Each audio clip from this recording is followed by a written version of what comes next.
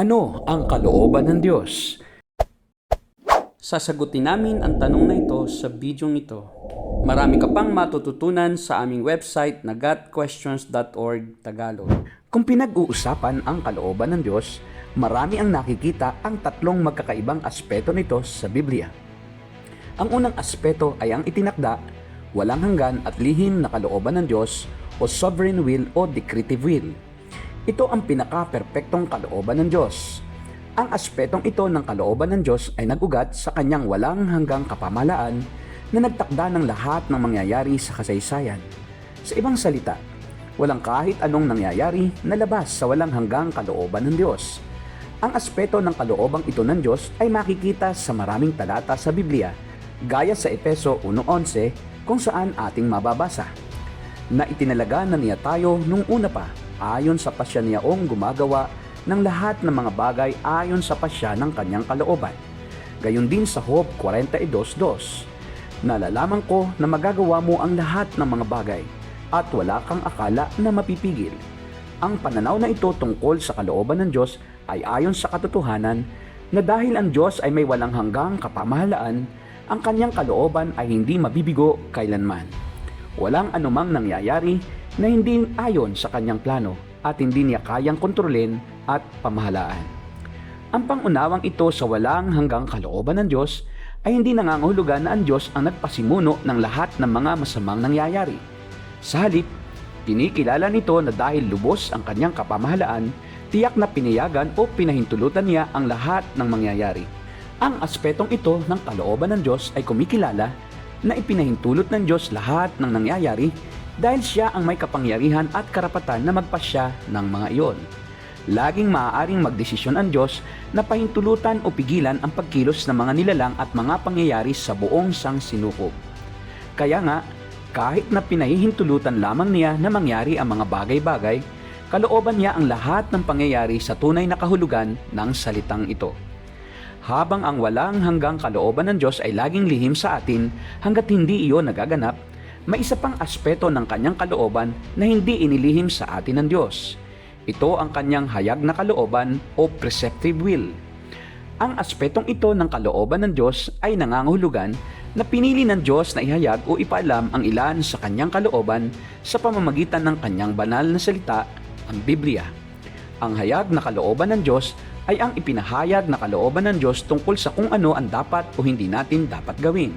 Halimbawa, dahil sa hayag na kalooban ng Diyos, alam natin na hindi tayo dapat magnakaw, na dapat nating mahalin ang ating mga kaaway, na dapat nating pagsisihan ang ating mga kasalanan, at dapat tayong maging banal gaya naman niya na banal.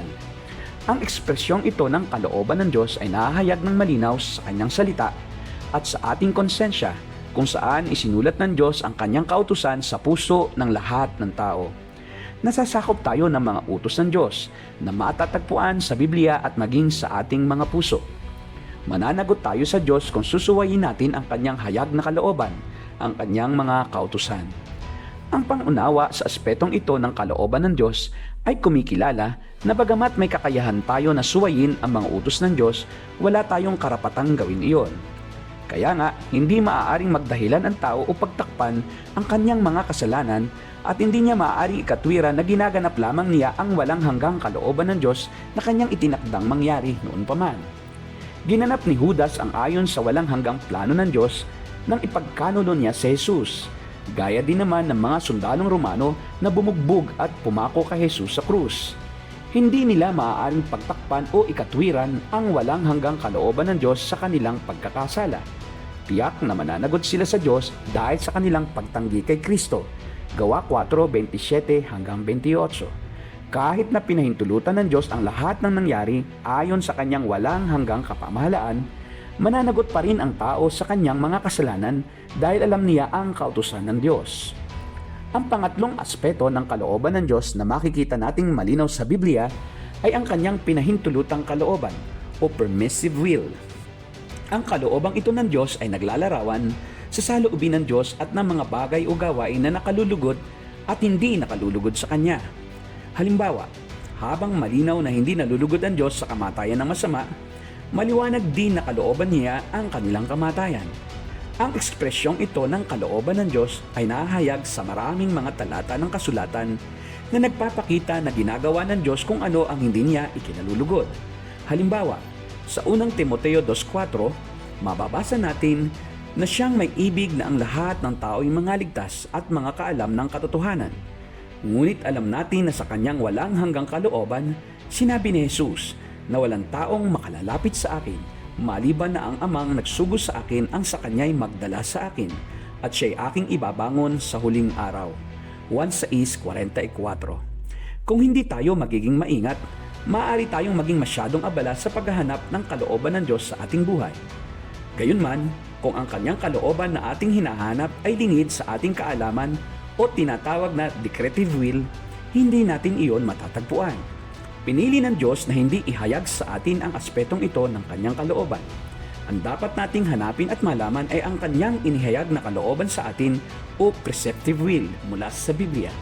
At ang pinakabuod nito ay ang maging banal tayo sapagkat siya ay banal. Unang Pedro 1:15-16. Ang ating responsibilidad ay sumunod sa inihayag na kalooban ng Diyos at huwag tayong magkakahaka tungkol sa kanyang lihim na kalooban para sa atin. Habang dapat tayong maghangad na pangunahan ng kanyang banal na Espiritu, hindi natin dapat kalimutan na ang pangunahing gawain ng banal na Espiritu para sa atin ay ituro sa atin kung ano ang katuwiran at gawin tayong kawangis ni Kristo sa kanyang kabanalan upang ang ating mga buhay ay makapagbigay ng kaluwalhatian sa Diyos. Tinatawag tayo ng Diyos na mabuhay sa bawat salitang namumutawi sa bibig ng Diyos. Ang pamumuhay ayon sa inihayag na kalooban ng Diyos ang dapat nating maging pangunahing layunin. Nilagom sa Roma 12:1-2 ang katotohanan ito. Tinawag tayo upang ating iharap ang ating mga katawan na isang haing buhay, banal at kaaya-aya sa Diyos na siya nating karampatang pagsamba. Upang malaman kung ano ang kalooban ng Diyos, dapat tayong laging magbabad sa nakasulat na salita ng Diyos. Punuin ito ang ating mga isipan at manalangin na baguhin tayo ng banal na Espiritu sa pamamagitan ng pagpapanibago ng ating isip upang mapatunayan natin kung alin ang mabuti at kaaya-aya at lubos na kalooban ng Diyos. Ito ang aming sagot sa tanong na, ano ang kalooban ng Diyos? Sa aming website na gotquestions.org Tagalog, mababasa mo ang pagtalakay sa iba't ibang paksa at mga inirerekomenda naming babasahin.